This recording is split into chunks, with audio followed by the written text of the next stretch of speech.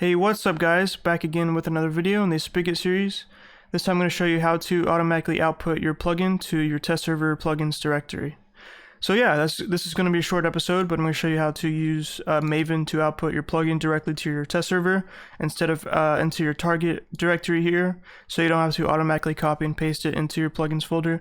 So yeah, it's pretty simple. So all you got to do is, first I have this article. So if you go to my resources channel in my Discord server, scroll up a little bit, and there is a Stack Overflow link here. It says how to output a Spigot jar directly to plugins folder. So click that, and then it'll open up, and this basically just gives you the copy and paste that you need. So all you got to do really is just copy this. So plugin, copy that, go back to your project, and then go down, go then to your Maven pom.xml file, and then find the plugin section, and then under the plugin, under the bottom plugin, you're going to add a new plugin, and that's going to be the one you just copied. So paste that in, and then now you have to specify your output directory, which is where you want the plugin to be outputted. So to do that, you can go to, well, first you need to pull up your test server or where you want it to output. So I'm going to find mine real quick. So Minecraft, test server, plugins, and I want it to be inside of this folder. So I'm just going to copy this.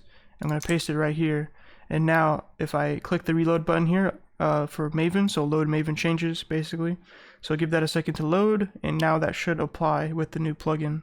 Okay, cool. So now if I was to run this, it should hopefully automatically build the plugin into a jar file, and then put that jar file into our plugins folder. In this case, it says replacing Minecraft test server plugins and then persistent blocks tutorial.jar, which is our plugin. And yeah, it looks like I put it in there. So let's check it. So if we go to our plugins folder, boom, it's right there. So there you go. That's all you got to do to automatically put your plugin into your test server directly, so you don't have to copy and paste it like we were doing before, okay? So yep, that's it. So hopefully you like this. I'll leave a link for the Stack Overflow tutorial in the description below, as well as a link to our Discord server in case you want to join that too. And yeah, so thanks for watching. If you like the video, like it. If you want to watch more videos of mine, subscribe, and peace.